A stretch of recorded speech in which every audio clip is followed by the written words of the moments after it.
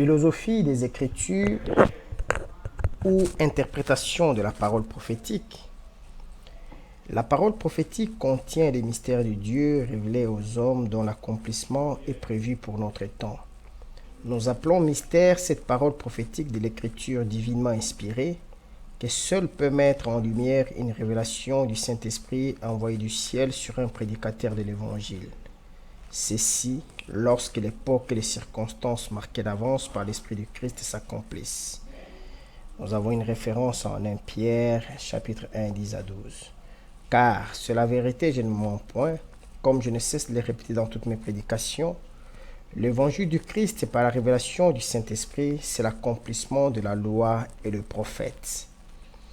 La prédication de l'évangile sur base de l'intelligence et la sagesse de l'homme à la recherche de Dieu sont à base de la falsification de la parole de Dieu et des interprétations particulières dans les diverses dénominations religieuses de la chrétienté, nuisibles à l'unité de l'Église dans la foi et la connaissance parfaite du Seigneur Jésus-Christ, Dieu béni éternellement. Car le christianisme pur et sans tache consiste en ce que Dieu lui-même est venu à la recherche de ce brebis égaré et non le contraire, et se fait connaître à eux par la révélation de Jésus-Christ. C'est ce qui confirme toute la parole de Dieu. Tels les pharisiens, sadducéens, docteurs de la loi et autres scribes qui à l'époque étudiaient assidûment les Écritures, mais n'est purs lorsque les circonstances marquées d'avance s'accomplirent, reconnaître le Messie tant attendu. Ainsi en sera-t-il de cette église dénominationnelle d'aujourd'hui, placée sous la direction théologique et qui ne verra certainement pas le Seigneur venir. Pourquoi ? Parce qu'elle attend son avènement en dehors de la révélation de son conseil ou des saints. Les mystères de Dieu contenus dans la parole prophétique sont dévoilés de nos jours par les ministères de l'Esprit, au moyen des instruments qui, en ce temps de la fin, parlent de sa part, au contraire de la prédication, sermon et enseignement de l'homme charnel, si instruit soit-il, qui est sans aucun fondement dans la vérité, car Dieu lui-même a convaincu de folie la sagesse du monde, comme il est écrit, « Je détruirai la sagesse des sages, j'anéantirai l'intelligence des intelligents. » Ésaïe 29, 14. Toutes leurs paroles ne que discours d'hommes, opinions humaines ou critiques littéraires des Saintes Écritures, un bavardage ou présomption sur le royaume des cieux, ayant occasionné ces ténèbres spirituelles dans lesquelles l'Église s'est embourbée, ce qui nous conduit directement à la corruption, à l'apostasie.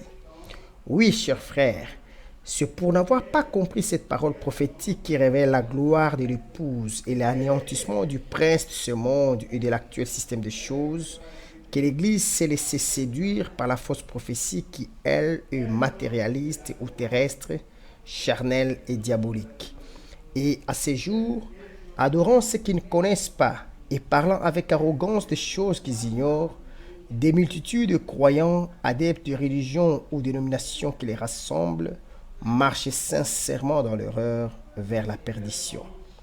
Par manque de connaissance de la volonté du Seigneur et des lèvres par lui accomplies au temps déterminé, ce qui est un prodige à nos yeux, pas dans le sens strict d'un acte surnaturel qui frappe les yeux, mais plutôt de la puissance de Dieu qui se manifeste par la démonstration de l'Esprit qui révèle à ses bien-aimés le secret de Dieu symboliquement représenté, donc voilé, dans la prophétie écrite, par des visions, songes et oracles qui caractérisent ces messages inspirés.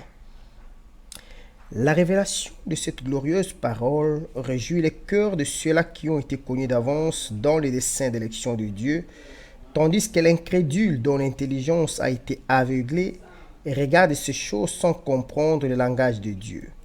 Privé de l'onction du Saint-Esprit que Dieu donne seulement à ceux qu'il a lui-même appelés à l'œuvre du ministère, ceux-là qui se sont attribués eux-mêmes ces dignités de servir Dieu contre et en dehors de sa volonté, ou qui sont parvenus par la volonté d'hommes ou de la chair, comme de leurs propres organisations religieuses, ordination, consécration, imposition des mains, d'hommes sans esprit, etc., se laissent aller à des interprétations particulières, méprisent l'autorité de Dieu agissant dans ses oins et injurient le gloire. parlant de manière orgueilleuse et on ne peut plus injurieuse de ces choses qu'ils ignorent, pour la ruine de l'âme, bien sûr. C'est contre ces philosophes religieux de saintes écritures qui font du bruit du Seigneur leur proie que je veux vous mettre en garde parce que je suis venu pour rendre témoignage à la vérité. Car la vérité est la lumière des hommes. En elle se trouve la vie en Jésus, l'étoile brillante du matin, qui brille dans nos cœurs pour en chasser les ténèbres, afin que de l'obscurité qui couvre la terre, nous voyons poindre à l'horizon et resplendir la gloire de Dieu qui sur nous s'élève. Car il revient bientôt. Christ est l'espérance de notre gloire, et nous serons avec lui dans les airs. Ayant en vue une telle promesse, débarrassons-nous de toute vanité, saignons-nous de la vérité et attendons avec assurance celui qui a dit « Je reviens bientôt ». Alors que l'évangile de la grâce que nous annonçons amène l'épouse directement vers l'accomplissement de cette glorieuse promesse, cette église dénominationnelle qui caractérise la fausse vigne s'enlise avec le monde en d'épaisses ténèbres. C'est à cause de la puissance d'égarement que Dieu envoie sur tous ceux qui n'obéissent pas à la vérité, mais bien plus prennent plaisir à l'injustice. Je veux, au milieu de cette atmosphère chaotique qui caractérise cette église vaincue par Satan et déchue de la grâce, attirer de nouveau l'attention de l'épouse du Christ sur cette parole prophétique qui, comme disait l'apôtre Pierre, est d'autant plus certaine qu'elle est pour nous, ses élus, comme une lampe qui brille dans un lieu obscur, jusqu'à ce que le Seigneur Jésus revienne. 2 Pierre 1, 19. Mais en considération de ceci, il est de la plus haute importance pour l'Église de tenir compte de l'avertissement de cet homme de Dieu lorsqu'il dit « Sachant d'abord qu'aucune prophétie de l'Écriture ne peut être un objet d'interprétation particulière, car ce n'est pas par une volonté d'homme qu'une prophétie a jamais été apportée, mais se pousser par le Saint-Esprit que des hommes ont parlé de la part de Dieu. » 2 Pierre chapitre 1, 20, 21. Qu'entendons-nous par là? Quand un homme ou un groupe d'hommes se met à interpréter une vision ou parabole prophétique selon son intelligence, connaissance des normes, des grammaires, des langues, des textes originaux, etc., il arrive qu'à la fin, il exprime une opinion personnelle selon ce qu'il consent être vrai, car c'est le propre de la philosophie. Voici l'origine de la théologie. Voici ce que font les théologiens. Nous avons à la fin une interprétation particulière pour chaque dénomination, selon les liens psychiques et émotionnels qui les font adhérer à tel ou tel autre de ces enseignements par un fanatisme qui regarde à l'apparence des choses et des hommes. La vérité pure et simple est ici. De même que le Saint-Esprit a été en action au commencement comme inspirateur sur ces hommes qui, parlant de la part de Dieu, nous ont transmis ces choses révélatrices de sa volonté, ainsi en doit-il être à la fin. Le même Saint-Esprit doit revenir cette fois-ci comme révélateur sur des instruments de son choix pour annoncer aux saints l'accomplissement des secrets de Dieu par un don de prophétie fait à l'Église à propos pour son édification. Car Dieu ne fait rien au hasard. Amos chapitre 3 verset 7. Tel est le cas de la prédication de ce jour sur la prophétie de l'Apocalypse 12. Comme l'évangile par moi annoncé n'est pas de l'homme, n'ayant été dans aucune école à la matière, je me fie uniquement à la révélation qui m'a été confiée à moi aussi des mystères de Dieu par un don de prophétie afin que j'annonçasse aux saints ce que Dieu a préparé pour notre gloire. Cette connaissance parfaite des Écritures est fruit de l'onction que nous avons reçue de lui et qui nous enseigne toutes choses par les ministères de l'Esprit en ce temps de la fin. Ministère qui a vu le jour avec l'apparition de l'ange messager de ces derniers âges que nous vivons. Cet homme animé par l'Esprit de lui qui a ramené l'Église des enfants que nous sommes à la foi des pères apostoliques, selon la promesse de la parole en Malachie 4, versets 5 à 6. Comme précurseur de ce temps de la restauration de toutes choses dans laquelle nous aussi nous servons dans le même esprit notre Seigneur et Dieu. Et comme pour toute question biblique, la parole répond à la parole, la parfaite interprétation d'une parole prophétique par le Saint-Esprit ne peut en aucun cas sortir du contexte biblique de l'ensemble.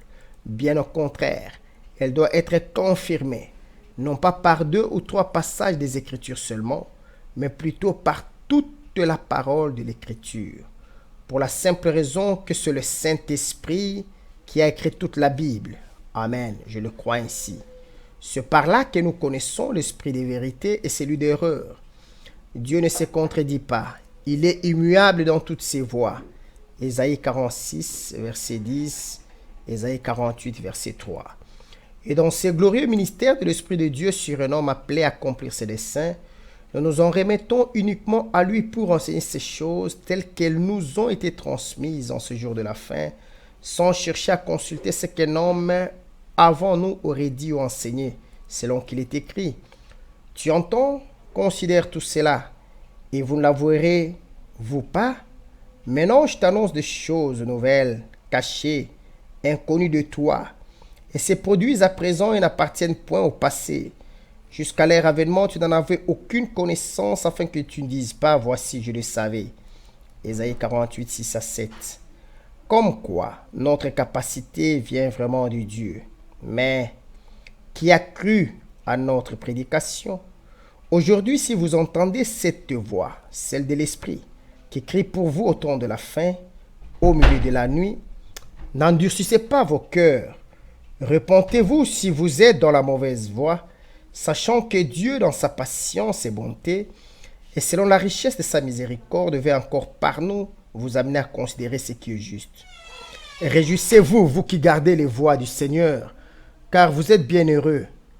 Beaucoup de rois et de prophètes ont ardemment désiré voir ces prodiges qui sont sous vos yeux et entendre ces paroles qui pour eux étaient tenues secrètes.